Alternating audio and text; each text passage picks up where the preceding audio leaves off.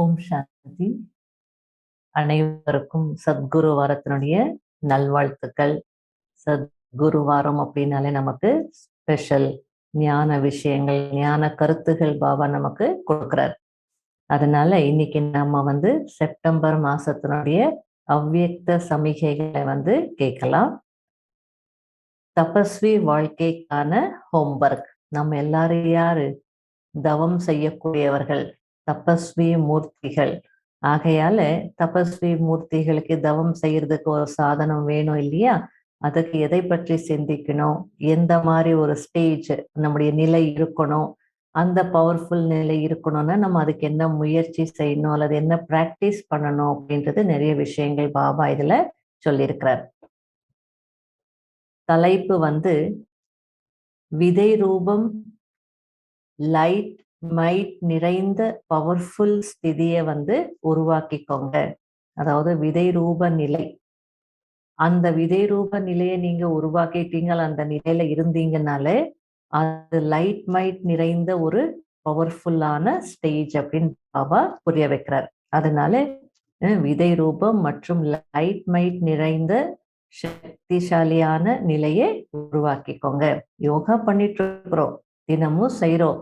ஆனா அந்த யோகா பவர்ஃபுல்லா இருக்கா, அந்த மாதிரி செக் பண்ணணும். அப்போதான் நம்ம அந்த யோகத்தின் மூலமா நிறைய பேருக்கு நன்மை செய்ய முடியும். நமக்கும் நன்மை ஏற்படும், மற்றவங்களுக்கும் நன்மை செய்ய முடியும்.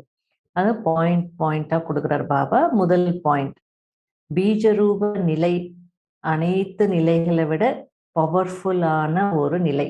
அதனால நமக்குள்ள ஒரு ஆசை இருக்கணும், அந்த பீஜரூப ஸ்டேஜ் நான் அனுபவம் பண்ணணும். அதுதான் பவர்ஃபுல், சக்திசாலியான நிலை.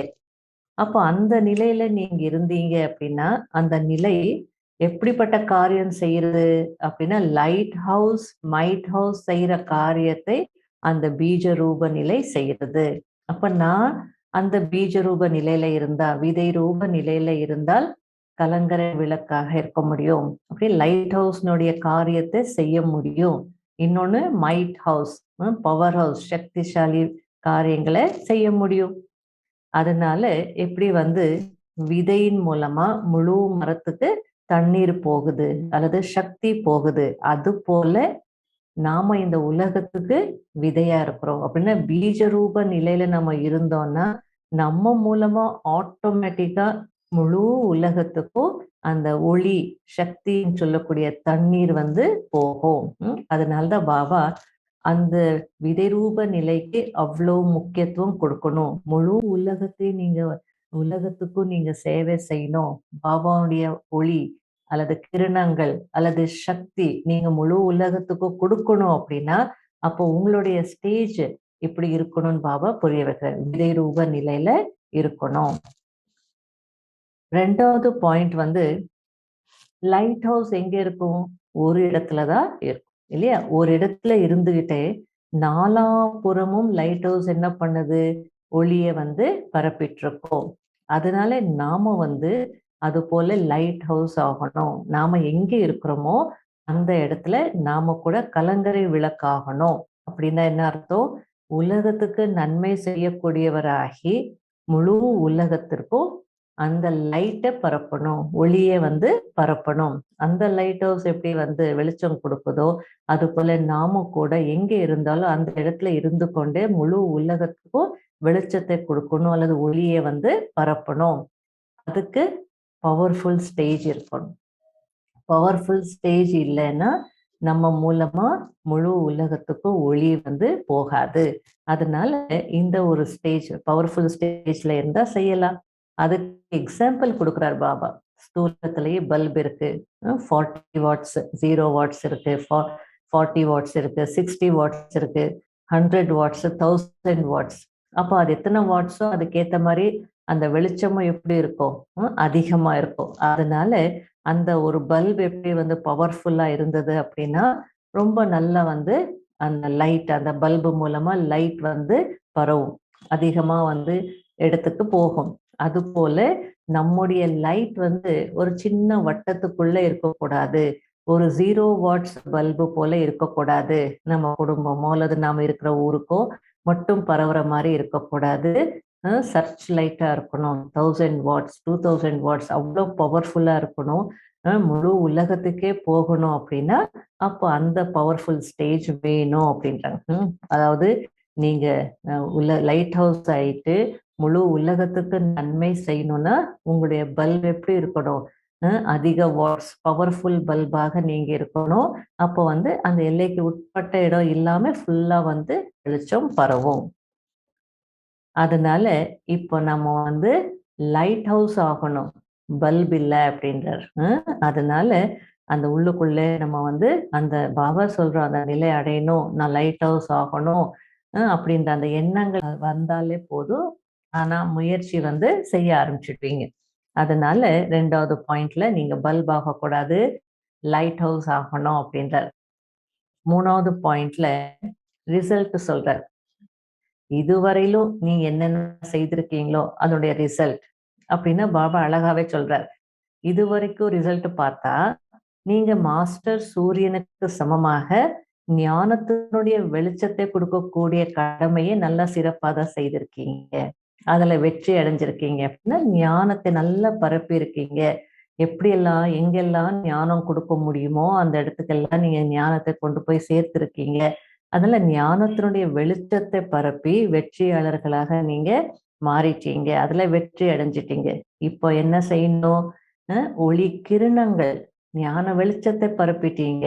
இப்போ வந்து ஒளி கிரணங்கள் அப்படின்னா சக்தியினுடைய கிரணங்களை நீங்க பரப்பணும். அந்த சக்தியினுடைய கிரணங்களை ஏன் பரப்பணும் அப்படின்னா அப்போதான் ஆத்மாவுக்குள்ள அல்லது ஆத்மாவினுடைய சம்ஸ்காரத்துக்குள்ள இருக்கக்கூடிய கிருமிகள் வந்து அழியும். எப்படி சூரியனுடைய கிரணங்கள் பவர்ஃபுல்லா இருந்ததுன்னா கிருமிகள் எல்லாம் அழிஞ்சிடும். அது போல ஆத்மாவினுடைய சம்ஸ்காரத்துக்குள்ள இருக்கக்கூடிய அந்த கிருமிகள், அப்ப அதை அழிக்கணும்னா மைட் கிரணங்கள் கொடுக்கணும், சக்தி வாய்ந்த கிரணங்கள் கொடுக்கக்கூடிய அந்த சேவை செய்யணும் அப்படின்றார். அதனால நம்ம வந்து போகும் போதும் வரும் போதும் அதுக்காக உட்கார்ந்துட்டு தான் நீங்க பிராக்டிஸ் பண்ணணும் அப்படின்றது இல்ல, உட்கார்ந்துட்டு கூட பண்ணலாம்.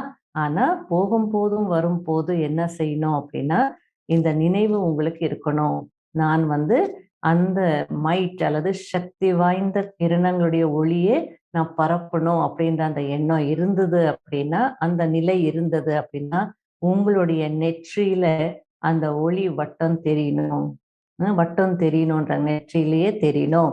அதே நேரத்துல நீங்க பேசும்போது அந்த ஞானம் சொல்லும் போது அந்த சக்தியினுடைய வட்டம் அங்கே தெரியணும், அந்த எனர்ஜி வந்து இருக்கணும். அப்படின்னா என்ன அர்த்தம், அந்த ஒளி நெற்றியில ஒளி வட்டம் தெரியணும் அப்படின்னா என்ன அர்த்தம், விதை தெரியணும், ஆத்மா தெரியணும் அப்படின்றார். அதனால மாஸ்டர் விதை ரூபத்துல இருந்தீங்க அப்படின்னா லைட்டும் தெரியும், மைட்டும் தெரியும். அப்படி நெற்றியை பார்க்கும் போது ஆத்மா தெரியும், விதை தெரியும். ஞானம் சொல்லும் போது அந்த ஞானத்துல சக்தி தெரியும் அல்லது சக்தி வந்து கிடைக்கும். அப்போ நீங்க யார் ஆயிடுவீங்க, சாட்சாத்கார மூர்த்தியாகவே மாறிடுவீங்க அப்படின்னா சாட்சாத் காட்சி அளிக்கக்கூடிய மூர்த்தி ஆயிடுவீங்க அப்படின்றார். அதனால நம்ம வந்து உட்கார்ந்து செய்யற பிராக்டிஸ் இருக்கு, போகும்போது வரும்போது என்ன செய்யணும் அதையும் பாபா நமக்கு புரிய வைக்கிறார். அதனால நம்ம நெற்றியில ஒளி தெரியணும், ஒளி வட்டம் தெரியணும். ஞானம் கொடுக்கும் போது அந்த ஞானத்தினுடைய வட்டம் அல்லது ஞானத்தினுடைய அந்த சக்தியினுடைய பிளம்பா நம்ம வந்து மாறணும். 4வது பாயிண்ட் வந்து கணக்கு வழக்கு பத்தி சொல்றார் பாபா. எல்லாருக்குமே என்ன இருக்கு, அவங்களுடைய அக்கௌண்ட்ஸ் இருக்கு இல்லையா, அப்போ வந்து எந்த கணக்காக இருந்தாலும் சரின்றார். அக்கௌண்ட்ஸ் பார்க்கும்போது என்ன இருக்கு, இந்த ஜென்மத்தினுடைய கணக்குகள் இருக்கு, போன ஜென்மம் அல்லது முந்தின ஜென்மங்களுடைய கணக்கு எல்லாமே அக்கௌண்ட்ஸ் எல்லாமே அந்த கர்ம கணக்குன்றது இருக்கு இல்லையா. அதனால அது எந்த கணக்காக இருந்தாலும் சரி, இந்த ஜென்மத்தினுடைய கணக்காக இருந்தாலும் சரி, போன ஜென்மங்களுடைய கணக்காக இருந்தாலும் சரி, ஈடுபாடு என்ற அக்னி ஸ்வரூபத்துல நீங்க நிலைத்திருந்தீங்கன்னா எல்லாத்தையும் அழிச்சிடலாம், பஸ்மமாக்கிடலாம். ஆனா எதுவரை நீங்க அந்த ஈடுபாடு என்ற அக்னி ஸ்வரூப நிலையில இல்லையோ அதுவரை அழிக்க முடியாது. அது எந்த கர்ம கணக்கா இருந்தாலும் உங்களுடைய ஈடுபாட்டை நீங்க அதிகரிக்கணும். அந்த ஈடுபாடு என்ற அக்னி அதிகமாகணும், பவர்ஃபுல் ஆகணும். அப்போதான் இந்த ஜென்மத்தினுடைய அல்லது போன ஜென்மங்களுடைய கணக்கு எல்லாமே அழிஞ்சிடும், பஸ்மமாயிடும். அதனால சதா அக்னி ஸ்வரூப நிலையில இருக்கணும், சதா பவர்ஃபுல் நிலையில இருக்கணும். அப்படின்னு என்ன அர்த்தம்? அக்னி பவர்ஃபுல் அப்படின்னா சக்திசாலி நினைவினுடைய நிலை. அக்னி ஸ்வரூப நிலை அப்படின்னா சக்திசாலி நிலையில, பவர்ஃபுல் நிலையில இருக்கணும்.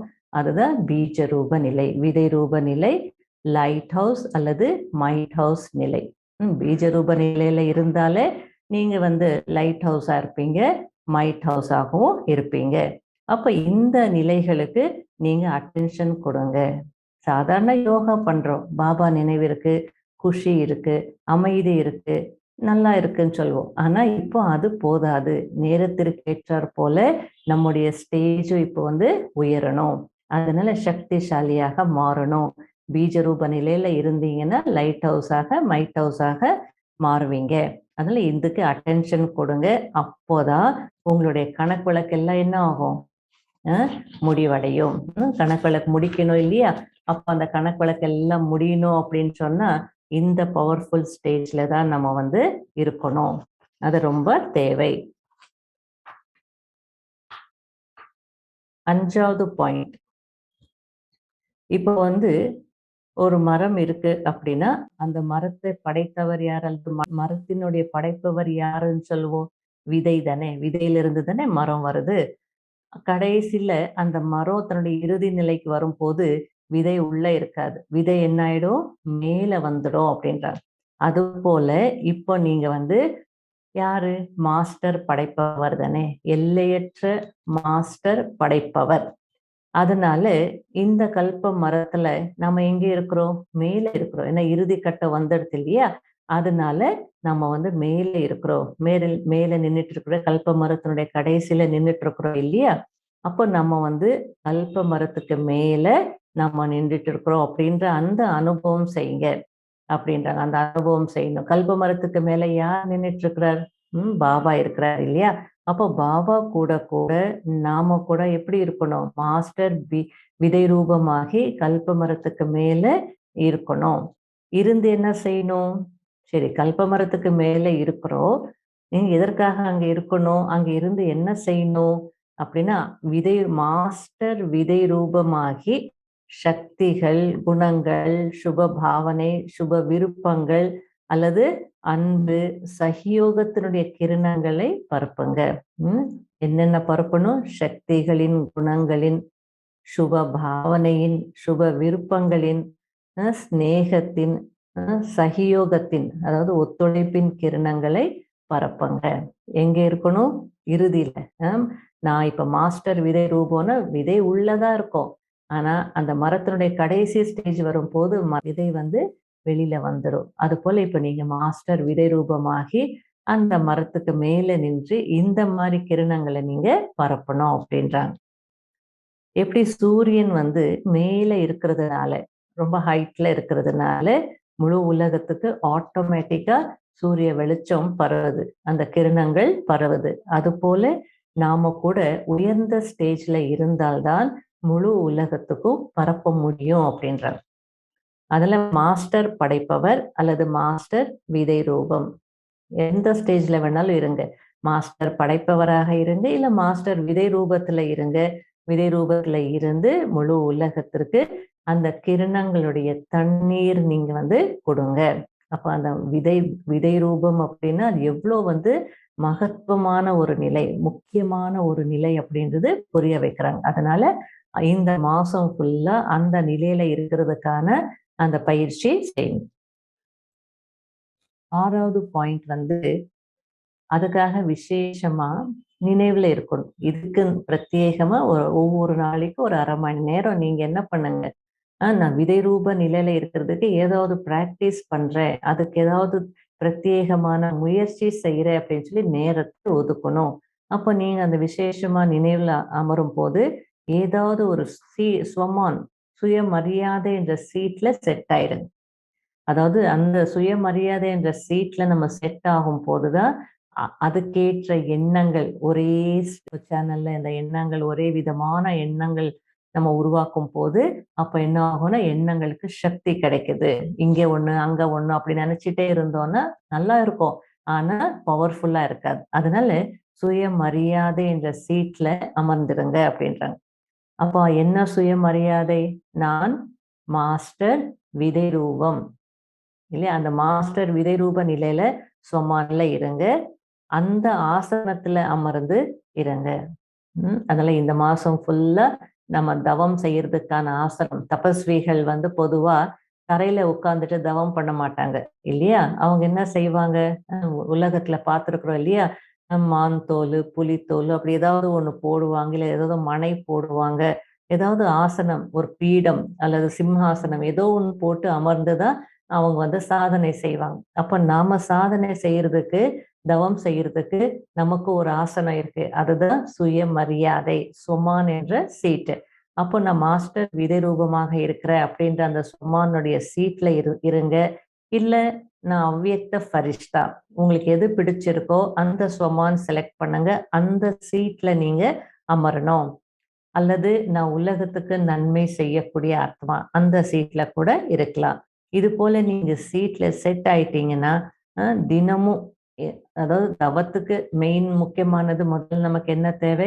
ஆசனம் தேவை இல்லையா? அப்ப அந்த ஆசனத்துல நீங்க செட் ஆயிட்டீங்க அப்படின்னா சக்திசாலி நினைவினுடைய அனுபவம் கண்டிப்பா செய்வீங்க. அதனால யோகா பண்ணும் போதெல்லாம் ஏதாவது ஒரு சொமான் செலக்ட் பண்ணி அந்த ஆசனத்துல அமர்ந்து தவம் பண்ணணும் அப்படின்றார். 7வது பாயிண்ட் வந்து எப்போ நீங்க உங்களுடைய அந்த விதை ரூப நிலையில நிலைத்திருப்பீங்களோ அப்போ வந்து அநேக ஆத்மாக்களுக்கு வந்து அவங்களுடைய அறிமுகம் கிடைக்குது. அதாவது நம்ம போய் நீ ஆத்மா சரீரம் இல்லை அப்படியெல்லாம் நம்ம புரிய வைக்கணுன்ற அவசியமே இல்லை. விதை ரூப நிலையில நாம இருக்கும் போது ஆட்டோமேட்டிக்கா வந்து நிறைய ஆத்மாக்களுக்கு அதாவது நேரத்தை இது எந்த மாதிரி நேரம் நடந்துட்டு இருக்கு முதல்ல நேரத்தினுடைய அறிமுகம் இது கடைசி நேரம் அல்லது பரமாத்மாவிடமிருந்து பிராப்திகள் அடையக்கூடிய நேரம் வீட்டுக்கு திரும்பக்கூடிய நேரம் அல்லது சத்தியுகத்துக்கு போகக்கூடிய நேரம் எதுவோ அந்த நேரத்தினுடைய அறிமுகம் முதல்ல அவங்களுக்கு கிடைக்கும். அதே நேரத்துல தந்தையினுடைய அறிமுகமும் கிடைக்கும். அதுல நீங்க மாஸ்டர் விதை ரூபத்துல நிலைத்திருந்து அப்போ வந்து ஆத்மாக்களுக்குள்ள நேரத்தினுடைய அறிமுகம் மற்றும் தந்தையினுடைய அறிமுகம் என்ற விதை வந்து போடணும் அப்படின்றார். அதெல்லாம் விதை விதைக்கிற நேரம் இது. எப்படி விதை விதைக்கணும் அப்படின்றது பாபா சொல்லிட்டு இருக்கிறார். நீங்க அந்த நிலையில இருந்தாலே போதும். தன்னால விதை போடப்படுது அப்படின்றார். அந்த விதை ரூப நிலையத்து இல்லாம நீங்க வந்து விஸ்தாரத்துல போயிட்டீங்க. ரொம்ப அதிகமான விஸ்தாரத்துல போனீங்கன்னா சிலர் சும்மா ஞானம் அது இதுன்னு பேசிட்டே இருப்பாங்க. ரொம்ப விஸ்தாரத்திலேயே போயிட்டு இருப்பாங்க. அந்த மாதிரி விஸ்தாரத்துல போயிட்டீங்கன்னா அதுக்கு மதிப்பு இல்லை. வேல்யூ வந்து குறைஞ்சிடும். ரொம்ப விஸ்தாரம் வேண்டாம். அகலமா போனீங்கன்னா சும்மா பேசிட்டே இருந்தா ஞானம் தான் இருந்தாலும் தேவையில்லாம அதெல்லாம் பேசிட்டே இருந்தீங்கன்னா அதுல உங்களுக்கு எந்த ஒரு மதிப்பு இல்லை, வேல்யூ இல்லை அதுக்குன்றார். ஒரே இடத்துல ஆழமா போனா தானே அதுக்கு வேல்யூ இருக்கு, ஏதாவது கிடைக்கும். அகலமா போனா என்ன கிடைக்கும்? அதனால ரொம்ப விஸ்தாரத்துல போகும்போது சில நேரம் அது வேஸ்ட் கூட ஆயிடும். நம்ம நினைக்கிறோம் ஞான சிந்தனை, அது வீண் வீண் சிந்தனையா கூட ஆயிடும். அதனால விதை ரூப நிலை முக்கியமானது. என்ன சொன்னாலும் திரும்ப திரும்ப எந்த பாயிண்ட்டுக்கு வர்றார்? விதை ரூப நிலைக்கு அவ்வளோ வந்து அந்த முக்கியத்துவம் கொடுக்கணும், மகத்துவம் இருக்கு, வேல்யூ இருக்குன்றாங்க. அதனால விதை ரூப நிலையில நீங்க நிலைத்திருந்தீங்க அப்படின்னா அந்த நிலையில நிலைத்திருந்து விதை நீங்க போட்டீங்க அப்படின்னா அப்போ அது நல்லா பவர்ஃபுல்லா இருக்கும். அப்படின்னா நீங்க எந்த செயல் செய்தாலும் ஞானம் கொடுத்தாலோ அல்லது எது பண்ணாலும் விதை ரூப நிலையில இருந்து செய்யுங்க. பொதுவா அவ்வியக்த ஃபரிஷ்தா இல்ல தேவதா நிலை, ஆத்ம நிலை அப்படின்னு சொல்லுவாங்க. இது கொஞ்சம் பவர்ஃபுல். ஆத்ம நிலை தான் இதுவும். இருந்தாலும் சாராம்சம் விதை அப்படின்ற அந்த சாரம் இல்லையா? அப்ப அந்த சார நிலையில அசரீரி நிலையில ஆத்ம நிலையில இருந்து நம்ம எல்லாமே செய்யணும். அதுக்கப்புறம் பாருங்க அந்த நிலையில இருந்து நீங்க விதை விதைச்சீங்க எல்லாருக்கும் கொடுத்தீங்க அப்படின்னா அதுக்கப்புறம் பாருங்க எவ்வளவு நல்லா வந்து பலன் அந்த விதையில இருந்து சகஜமாவே வெளியே வரும் அப்படின்றாங்க. அதனால ரொம்ப அப்புறம் கஷ்டப்பட வேண்டியது அவசியம் இல்லை. விதை விதைச்சிட்டு அப்புறம் தண்ணீர் ஊற்றணும், அதுக்கப்புறமா வந்து இது ஃபர்டிலைசர்ஸ் போடணும், இல்லை பூச்சி மருந்து அடிக்கணும், அப்படிலாம் ரொம்ப கஷ்டப்பட வேண்டிய அவசியம் இல்லை. நீங்க விதை ரூப நிலையில இருந்து விதைச்சிட்டீங்க அப்படின்னா அப்போ ஆட்டோமேட்டிக்கா அதன் மூலமா நல்ல பலன் வந்து முளைச்சி வரும், நல்லா வரும் அப்படின்றது சகஜமாவும் வரும். 8வது பாயிண்ட் வந்து அமிர்த வேலை பற்றி சொல்றார் பாபா. விசேஷமா அந்த பவர்ஃபுல் ஸ்டேஜ் எப்போ அனுபவம் பண்ணணும் அப்படின்னா அமிர்த வேலையில. மற்ற நேரத்துல எல்லாம் பவர்ஃபுல் ஸ்டேஜ் வந்து அந்த அளவுக்கு பண்ண முடியுமானா கொஞ்சம் முயற்சி தேவைப்படுது. ஆனா அமிர்த வேலையிலயும் மாலை நேரத்துல மார்னிங் வந்து அந்த 5:00 உள்ள 3 to 5 ரொம்ப பவர்ஃபுல்லா இருக்கும். அதே நேரத்துல ஈவினிங் வந்து மாலை நேரத்துல 6:30 to 7:30 அல்லது 6 to 7:30 அந்த டைமும் ரொம்ப பவர்ஃபுல் யோகா பண்ண முடியும். அந்த நேரம் நமக்கு ஒத்துழைக்கும். அதனால அமிர்த வேலையில நான் பவர்ஃபுல்லாக யோகா பண்ணணும் அப்படின்னு வந்து ஒரு செட்டிங் பண்ணுங்க. நம்ம எந்த மாதிரி செட் பண்றோமோ, ப்ரோக்ராம் பண்றோமோ அந்த மாதிரி வந்து நிலை கிடைச்சிடும். அதனால முடியுமா, நம்ம தூக்கத்தை ஜெயிக்க முடியுமா, இல்ல சோம்பேறித்தனமா இருக்கு, இல்ல சிலரெல்லாம் எந்த ஏமும் இல்லாம உட்காருவாங்க. அவங்களும் சொல்லல, உட்கார்ந்து 2 நிமிஷத்துக்கு அவ்வளவுதான். ஒரு குறிக்கோளோடு உட்காரணும் இல்லையா? அதாவது அமிர்த வேலை எழுந்தும் பவர்ஃபுல் ஸ்டேஜ் அனுபவம் பண்ணல, ஏதோ உட்காரணும் நியமம் அப்படின்னு உட்கார்ந்தா அதுக்கு பிரயோஜனம் இல்லை. அதனால பாபா வந்து அமிர்த வேலையில பவர்ஃபுல் நிலையில நான் இருக்கணும் அப்படின்னு செட்டிங் பண்ணுங்க. என்ன சிந்தனை பண்ணால் நான் பவர்ஃபுல் ஸ்டேஜ்ல இருப்பேன். முதல் நாள் இரவே அதுக்கான பிளானிங் பண்ணணும். பிளானிங் பண்ணிட்டு அடுத்த நாள் அமிர்த வேலையில நல்லா என்ஜாய் பண்ணணும், சக்திசாலி நிலையில இருக்கணும். அதனால செட்டிங் பண்ணுங்க. அதனால பவர்ஃபுல் ஸ்டேஜ் அப்படின்னா என்ன? பாபாவுக்கு சமமான விதை ரூப நிலை போயிடணும் பரந்தாமத்துக்கு. பரந்தாமத்துல பாபாவுக்கு சமமா பாபா பக்கத்துல இருக்கணும், அனுபவம் பண்ணணும். நான் இருக்கிறேன்னு நினைக்கிறது இல்லை. முதல்ல அப்படி நினைக்கிறோம், அதுக்கப்புறம் அந்த அனுபவத்தை அடையணும். அதனால பீஜ ரூப நிலை அப்படின்னா அந்த பாபாவுக்கு சமமா பாபா பக்கத்துல பாபாவுடைய அருகில இருக்கக்கூடிய அந்த பயிற்சி அதிகமா செய்யணும். அது அமிர்த வேலையில தான் ரொம்ப நல்ல. பரந்தாமத்துக்கு போங்க, பாபாவுடைய அருகில் வந்து அமர்ந்துருங்க, அந்த அனுபவத்திலேயே இருங்க. ஏன்னா நேரம் எப்படியோ அதுக்கேற்ற அந்த அப்படிப்பட்ட, அதாவது நேரம் பவர்ஃபுல் அப்படின்னா நல்ல நேரம்னா அந்த நேரத்துல நம்ம இந்த பயிற்சி செய்தோன்னா நேரம் எப்படியோ அது போன்ற நிலை வந்து இருக்கணும் இல்லையா அப்படின்றாங்க. அப்ப அந்த நேரம் நல்ல நேரம்னா நல்ல நிலை இருக்கணும். பவர்ஃபுல்லான நேரம்னா நம்முடைய ஸ்டேஜும் எப்படி இருக்கணும், பவர்ஃபுல்லா இருக்கணும். அதனால சக்திசாலி நிலை அல்லது உயர்ந்த நிலை இருக்கணும் அப்படின்றாங்க பாபா. அமிர்த வேலையில சாதாரண நிலை இருக்கக்கூடாது, சக்திசாலியான நிலை அல்லது உயர்ந்த நிலையை நீங்க அனுபவம் பண்ணணும். சாதாரண நிலையில நீங்க வந்து சாதாரண பாபா நினைவு மற்ற நேரத்திலையும் செய்யலாம். நம்ம செயல்கள் செய்யும் போது கூட என்ன பண்ணலாம், காரியங்கள் செய்யும் போது கூட பாபா நினைச்சிட்டே பாட்டை கேட்டுட்டே இல்ல ஏதோ முரளி கேட்டுக்கிட்டே நம்ம செய்யலாம். ஆனா அமிர்த வேலை விசேஷமா பவர்ஃபுல் ஸ்டேஜ் அனுபவம் செய்யறதுக்கு முக்கியத்துவம் கொடுக்கணும் அப்படின்றார். ஏன் அப்படின்னா அமிர்த வேலையில விசேஷமான வரதானம் கிடைக்குது. அது வரதான நேரம். அமிர்த வேலையில நமக்கு வரதானம் கிடைக்குது. அதனால யூஸ் பண்ணிக்கோங்க அந்த நேரத்தை. அந்த நேரத்தை வேஸ்ட் பண்ணிடாதீங்க, கோட்டை விட்டுடாதீங்க அப்படின்றார். அதனால அந்த நேரத்தை சரியானபடி யதார்த்த ரூபத்துல யூஸ் பண்ணுங்க. எப்படி யூஸ் பண்ணணுமோ, எப்படி பயன்படுத்திக்கணுமோ அந்த ரூபத்துல நீங்க பயன்படுத்திக்கோங்க.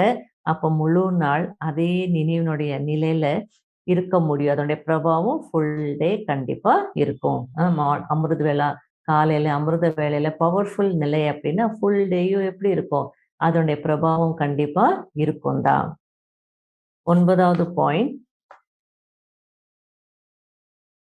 அந்த விதை ரூபத்தை நீங்க எப்பவுமே உங்க கூடவே வச்சிருந்தீங்க அப்படின்னா அப்படின்னா என்ன அர்த்தம்? நீங்க விதை ரூபத்துல இருந்தீங்க அப்படின்னா மாயாவுடைய விதை கூட பஸ்மம் ஆயிடும் அப்படின்றாங்க. மாயா கூட தன்னுடைய விதை போட்டுட்டே இருக்கும். அது எப்போ முளைச்சி வரும்னு தெரியாது. நல்லா பவர்ஃபுல் ஸ்டேஜ் இருக்கும் போது நமக்கு தெரியறது இல்லை. ஆனா நம்முடைய ஸ்டேஜ் குறையும் போது அது எல்லாமே என்ன ஆயிடும், மாயானுடைய விதைகள் எல்லாம் முளைச்சு வரும். சில நேரத்துல அப்படிதான் மழை காலத்துக்கு அப்புறமா மழை பெஞ்சு நின்ன பின்னாடி அப்புறம் 2 நாள் கழிச்சு பார்த்தா எல்லா களையும் வந்து முளைச்சிருக்கும். அது போல என்ன ஆகுதுன்னா இந்த மாதிரி வந்து மாயானுடைய விதை எல்லாமே வந்து முளைச்சு வந்துடும். அதனால பீஜ ரூப நிலையை உங்க கூடவே வச்சுக்கோங்க. அப்போ வந்து அந்த மாயாவினுடைய விதையினுடைய ஒரு அம்சம் கூட வெளி வராது. அந்த மாயை என்னதான் விதை போட்டாலோ அந்த விதை முளைச்சு வராது. அது எப்படின்னா, நீங்க பவர்ஃபுல் ஸ்டேஜ்ல இருக்கீங்க. விதைகளை எரிச்சிட்டோம் அப்படின்னா அது முளைச்சு வராது இல்லையா?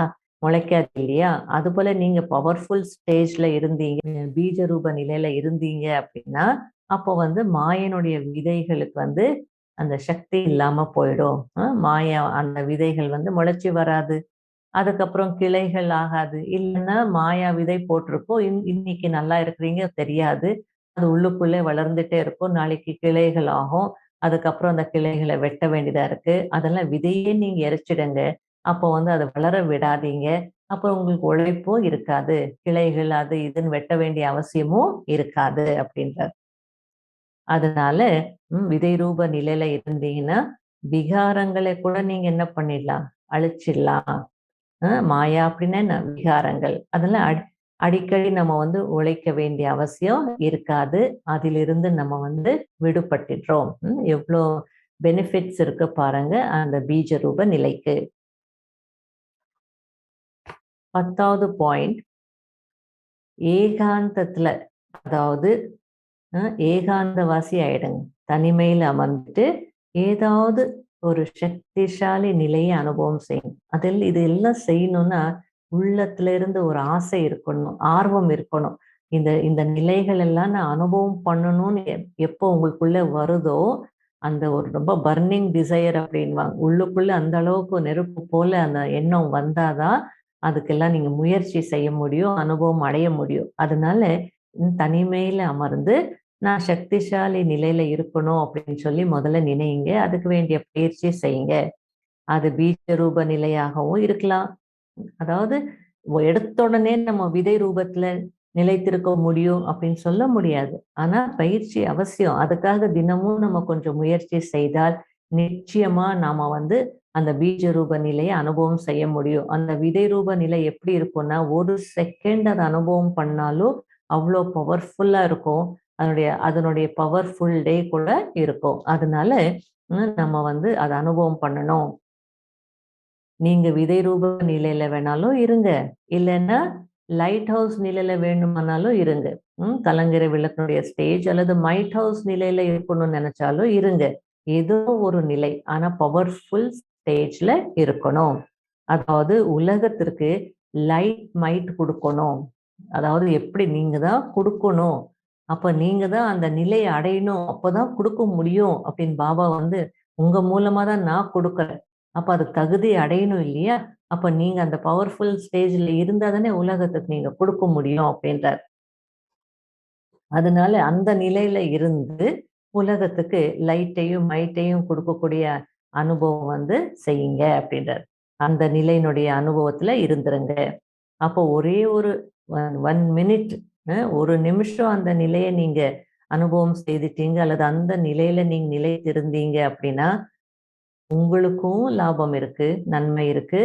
நிறைய பேருக்கு அதனால நிறைய பேருக்கு நிறைய லாபம் வந்து அடையலாம். அதாவது நமக்கு இருக்கவே இருக்கு. பவர்ஃபுல் ஸ்டேஜ்ல நமக்குள்ளேயும் நம்மள சுத்தி இருக்கவே இருக்கு. அது மட்டும் இல்ல. நமக்கு எத்தனை ஆத்மாக்கள் கனெக்டடா இருக்காங்களோ, அவங்களுக்கெல்லாம் ஆட்டோமேட்டிக்கா அந்த பாபா விதையில இருந்து முழு மரத்துக்கு தண்ணீர் போகுதுன்ற மாரி அந்த ஆத்மாக்களுக்கெல்லாம் நிறைய ஆத்மாக்களுக்கு நன்மை நடக்குது. நம்ம எங்கேயும் போய் ஞானம் சொல்லணும்னு இல்ல. இது சூக்ஷ்ம சேவை. நாம விதை ரூப நிலையில நம்ம இருந்தோம் அப்படின்னாலே, ஆட்டோமேட்டிக்கா நிறைய பேருக்கு நன்மை நடக்கும். 3 ஸ்டேஜஸ் சொல்றார் பாபா. 1 விதை ரூப நிலை. அது இருக்கலாம். இல்ல லைட் ஹவுஸ், இல்லன்னா மைட் ஹவுஸ். எந்த இது விருப்பமோ உங்களுக்கு எந்த நிலை, அந்த நிலையில நிலைத்திருந்து நீங்களும் நன்மை அடையுங்க. நிறைய பேருக்கு நன்மை செய்யுங்க அப்படின்றார். 11வது பாயிண்ட். அப்ப அந்த விதை ரூப நிலையை அனுபவம் செய்யறதுக்கு 1 மனம் புத்திக்கு பவர்ஃபுல் பிரேக் இருக்கணும். வேகமா போகணும் கார்ல அப்படின்னா, இல்ல மலை ஏறணும், உயர்ந்த இடத்துக்கு போகணும், மலை ஏறணும் அப்படின்னா, முதல்ல என்ன பண்ணுவாங்க? பிரேக் செக் பண்ணுவாங்க. பிரேக் ஆயில் இருக்கான்னு பார்ப்பாங்க. அதெல்லாம் பார்த்துட்டு தான் மலை மேல வண்டிய கொண்டு போவாங்க. அதே மாரி ஃபாஸ்ட்டா போகணும்னா கூட, முதல்ல பிரேக் வந்து பவர்ஃபுல்லா இருக்கான்னு பார்க்குறாங்க. ஒண்ணு பிரேக், இன்னொன்னு வந்து அந்த வளைந்து கொடுக்கக்கூடிய அதாவது டர்ன் பண்ணணும். எதிர்ல ஏதோ வந்து வேகமா வருது, இல்ல ஏதோ பள்ளம் இருக்கு, இல்ல பாறை இருக்கு அப்படின்னா, நம்ம வந்து உடனே டர்ன் பண்ணணும். வளையணும். அந்த வளைக்கக்கூடிய அந்த தன்மை இருக்கா? அதுவும் ரொம்ப முக்கியம். அதனால டர்ன் பண்ணணும். பிரேக்கும் பவர்ஃபுல்லா இருக்கணும். சப்போஸ் பிரேக் பவர்ஃபுல்லா இருந்து கூட ஏதோ ஒண்ணு ஆபத்து வந்ததுன்னா, அப்போ நம்ம வந்து டர்ன் பண்ணிட்டு போக வேண்டியதா இருக்கு. அங்கேயே பிரேக் போட்டு நிறுத்த முடியாது. அந்த வண்டிய வந்து வளைக்க வேண்டியதா இருக்கும். அதனால இந்த 2 சக்திகள் உங்களுக்கு ரொம்ப அவசியம். அப்பதான் பவர்ஃபுல் நிலையில நீங்க இருக்க முடியும் அப்படின்றாங்க. அதனால அந்த பவர்ஃபுல் நிலை அப்படின்னா என்ன? நினைவின் சக்தி அல்லது அவ்வியக்த சக்தி அப்படின்னும் சொல்லலாம். அதனால அந்த பிரேக் ஒருவேளை பிரேக் இல்ல அப்படின்னா அதுவும் சரியில்ல. அல்லது பிரேக் இருக்கு, என்னால வந்து வண்டிய வளைக்க முடியல அப்படின்னா அதுவும் சரியில்ல. பிரேக்கும் இருக்கணும், டர்ன் பண்ணிட்டு போகக்கூடிய தன்மையும் இருக்கணும். 2மே நமக்கு இருக்கணும். அதனால அ பிரேக் போடுங்க.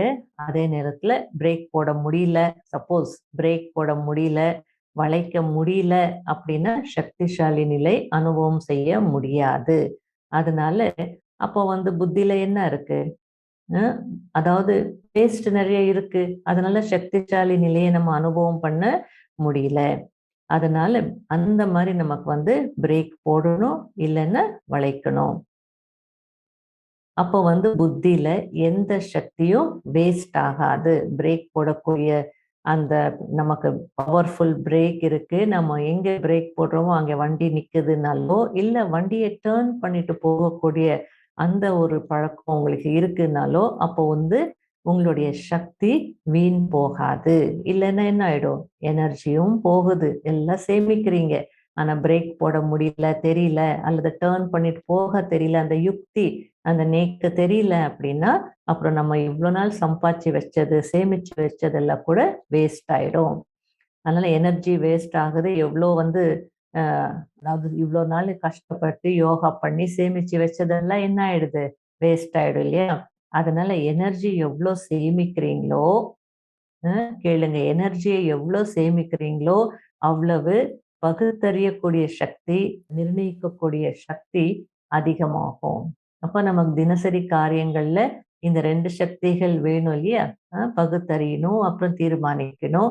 அப்ப அது வந்து புத்தியில வேஸ்ட் இருந்ததுன்னா, ஒழுங்கா நம்ம பகுத்தறிய முடியாது. ஒரு சரியான முடிவெடுக்க முடியாது.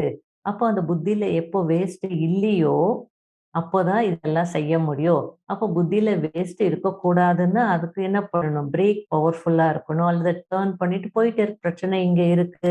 அல்லது வேண்டாத விஷயங்கள் இங்க இருக்குன்னா, வழி நம்ம ரூட் மாத்திட்டு அப்படியே வளைஞ்சுட்டு போயிடுவோம் இல்லையா? அது மாரி போகக்கூடிய பழக்கம் உங்களுக்கு இருக்கணும்.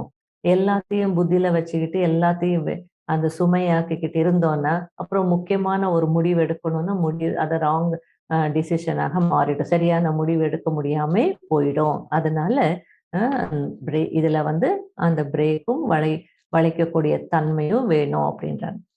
12வது பாயிண்ட் வந்து, அந்த விதை ரூப நிலையில இருக்கக்கூடிய பயிற்சி செய்யுங்க. அப்போ வந்து லைட் ஹவுஸ் ரூபத்துல, மைட் ஹவுஸ் ரூபத்துல அல்லது சில நேரத்துல மரத்தினுடைய மேல போய் அந்த நான் மாஸ்டர் படைப்பவர் அப்படின்ற ஒரு ஸ்டேஜ்ல இருங்க. இல்ல சிருஷ்டி சக்கரத்துல மேல இருங்க. இருந்துட்டு சக்தி கொடுங்க. விஷுவலைஸ் பண்ணுங்க. நான் எங்க இருக்கிறேன்? ஒரு லைட் ஹவுஸா இருக்கிறேன். ஒரு மைட் ஹவுஸா இருக்கிறேன்.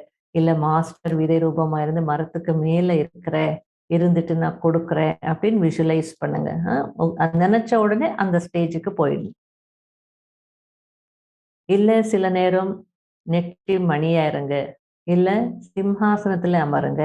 இது போல விதவிதமான ஸ்வரூபங்களுடைய அனுபவத்த செய்யுங்க.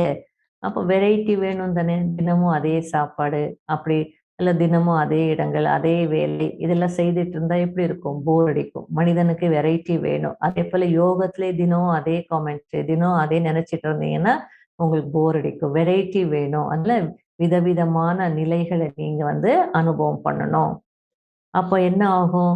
வெரைட்டி இருக்கும்போது ஆட்டோமேட்டிக்கா ரமணீக தன்மை வரும். ஒரு இன்ட்ரெஸ்ட் வரும் இல்லையா? தினமும் அதே சாப்பாடு, தினமும் அதே குழம்புன்னா ஒரு போர் அடிக்கும். சேஞ்ச் இருக்கு. இன்னைக்கு புதுசா ஏதோ வந்து செய்றாங்க அப்படின்னா சாப்பிடுறதுக்கு ஒரு இன்ட்ரெஸ்ட் இருக்கு. அதுபோல யோகத்துல கூட நம்ம புதுசு புதுசா ஏதாவது வந்து அனுபவம் பண்ணணும். அப்பதான் யோகத்துல இன்ட்ரெஸ்ட் வரும். இல்லைன்னா போர் அடிக்கும். அதுக்கப்புறம் தூக்கம் வரும். இல்ல வீண் எண்ணங்கள் வரும். இல்ல புத்தி எங்கேயாவது அலைஞ்சிட்டு இருக்கும். 13வது பாயிண்ட் வந்து அந்த பீஜரூப நிலை அல்லது சக்திசாலி அந்த நினைவு என்ற நிலை குறைவாக இருக்கிற காரணத்தினால என்ன ஆகும்? லீக்கேஜ் ஆயிடும் இல்லையா? அதாவது லீக்கேஜ் இருக்கும் போது அப்போ புத்தியினுடைய சக்தி கூட என்ன ஆயிடும்? குறைஞ்சிடும். அதனால லீக்கேஜ் இருக்கக்கூடாது அப்படின்றது. அந்த லீக்கேஜை நீங்க ஸ்டாப் பண்ணிட்டீங்கன்னா சக்திசாலி நினைவு அப்படின்றது இருக்கும். அதனால அந்த சக்திசாலி நிலை குறைவாக இருக்குன்னா அதுக்கு காரணம் லீக்கேஜ் அப்படின்றாங்க. அதனால புத்தியினுடைய சக்தி என்ன ஆயிடும்? லீக்கேஜ் இருந்ததுன்னா வேஸ்ட் பக்கம் போயிடும். அப்ப என்ன ஆகும்? சில நேரம் வீண் எண்ணங்கள் வரும். சில நேரம் சாதாரண எண்ணங்கள் வரும். அதனால நீங்க என்ன பிராக்டிஸ் என்ன பண்ணணும் அப்படின்னா, நீங்க எந்த காரியம் செய்துட்டு இருக்கீங்களோ, எந்த வேலை செய்துட்டு இருக்கீங்களோ, அதை பற்றி தான் சிந்திக்கணும். ஒரு வேலை செய்யும்போது பாபா நினைவு இருக்கணும். அது வேற விஷயம். ஆனா ஒரு வேலை செய்யும்போது இன்னொரு வேலைய பத்தி நினைக்கக்கூடாது. இன்னொரு விஷயத்த பத்தி நினைக்கக்கூடாது. அப்ப எனர்ஜி வேஸ்ட் ஆகும். அதனால பிராக்டிஸ் பண்ணணும். இப்ப நான் இங்க இருக்கிறேனா? இந்த வேலை செய்துட்டு இருக்கிறேனா? அப்ப என்னுடைய புத்தி எங்க இருக்கணும்? அந்த வேலையில மட்டும் தான் இருக்கணும். அந்த வேலைய பற்றி தான் சிந்திக்கணும். அந்த மாரி நம்ம செய்யும்போது, யோகா பண்ணும்போது அது பழக்கம் நமக்கு பழக்கமாயிடும். அப்ப பழக்கம் ஆயிடுச்சுன்னா அப்ப யோகா பண்ணும்போது அந்த யோகத்துல மட்டும்தான் இருப்போம். முரளி கேட்கும்போது கவனம் முரளியில மட்டும் இருக்கும்.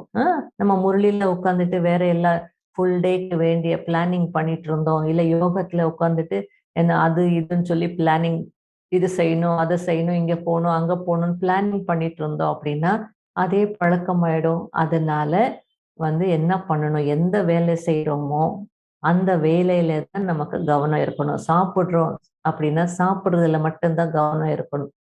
வண்டி ஓட்டுறோம், வண்டி ஓட்டுறதுல மட்டும்தான் கவனம் இருக்கணும். இப்படி நமக்கு ஒரு ஒரு பழக்கத்தை ஏற்படுத்திக்கணும்.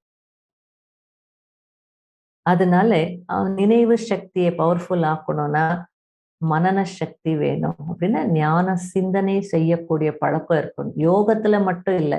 எப்பவுமே ஏதாவது ஞான சிந்தனை உங்க புத்தியில ஓடிட்டே இருக்கணும். அந்த ஞான சிந்தனை செய்யக்கூடிய பழக்கம் இருந்ததுன்னா, அப்ப யோகா பண்ணும்போது, அந்த யோகத்தினுடைய ஸ்டேஜ் வந்து பவர்ஃபுல்லா இருக்கும்.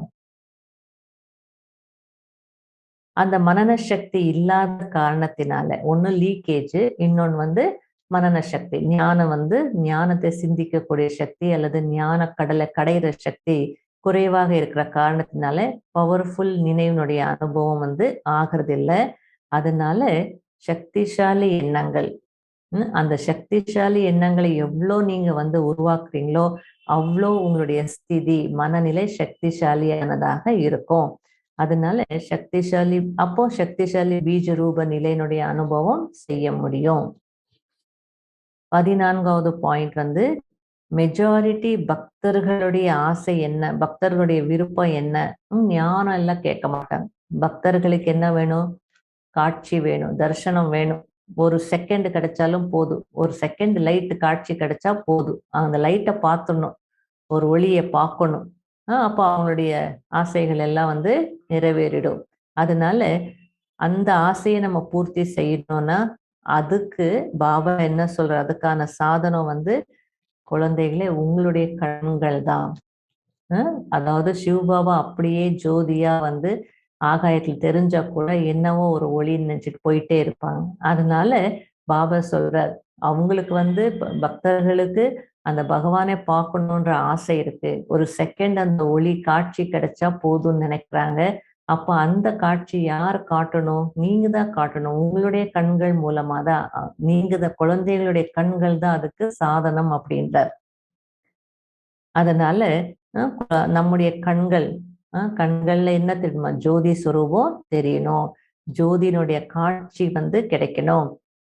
அதனால இந்த கண்கள் போல தெரியக்கூடாது. லைட்னுடைய ஒரு பால் போல தெரியணும். லைட் பால்ஸ் போல அப்படின்னா அந்த அளவுக்கு நம்ம முயற்சி செய்து அந்த உள்ளுணர்வுல அப்படி இருந்தால்தான் அந்த கண்கள்ல அந்த மாதிரி லைட் மற்றவங்களுக்கு காட்ட முடியும். ஆன்மீக ஒளி எல்லாருக்கும் தெரியும். 15வது பாயிண்ட் இப்போ இது ஒவ்வொருத்தரும் செய்தா போதாது. ஒரு குழுல எல்லாரும் சேர்ந்து இந்த முயற்சியை செய்யணும். அப்போதான் லைட் ஹவுஸ் மைட் ஹவுஸ் ஆக முடியும். எல்லாரும் சேர்ந்து கலெக்டிவ் பவர் அப்படின்னு சொல்லுவாங்க. எல்லாரும் சேர்ந்து செய்யும் போதுதான் அதனுடைய வைப்ரேஷன்ஸ் பவர்ஃபுல்லா இருக்கும். அது ஃபுல் உலகம் முழுவதும் பரவும். அதனால இந்த மாதிரி சக்திசாலி வைப்ரேஷன்ஸ் பரப்பக்கூடிய சேவை செய்யுங்க அப்படின்றார். அதுக்கு உங்களுடைய உள்ளுணர்வு, வைப்ரேஷன் எல்லாமே நல்லா இருக்கணும். உள்ளுணர்வையும் நல்லா வச்சுக்கோங்க, வைப்ரேஷன்ஸையும் நல்லா வச்சுக்கோங்க, வாயு மண்டலத்தையும் பவர்ஃபுல் ஆக்குங்க.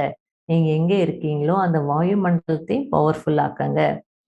அதனால நாலாபுறமும் அந்த வாயு மண்டலம் பவர்ஃபுல்லாக இருந்தது அப்படின்னா நிர்விக்னமா இருக்கலாம், தடையற்றவர்களாக இருக்கலாம். அதனால தடையற்றவர்களாக இருக்கணும்னா அந்த மாதிரி ஒரு பவர்ஃபுல் வாயு மண்டலத்தை உருவாக்கி வச்சுக்கோங்க. அதுக்கு பவர்ஃபுல் உள்ளுணர்வு ஆதாரம். அதனால அந்த இரக்கம், சுப பாவனை, சுப விருப்பங்கள் இதெல்லாம் நமக்கு உள்ளுணர்வுல இருக்கணும். அந்த மாதிரி அந்த இருக்கக்கூடியவர்களாக நம்ம ஆக்கணும். அதாவது நம்முடைய அந்த ஸ்டேஜ் பவர்ஃபுல்லா இருக்கணும்னா இத்தனை விஷயங்களுக்கும் நாம கவனம் கொடுக்கணும். உள்ளுணர்வுல என்ன இருக்கணும்ன்றது பாபா சொல்றார்.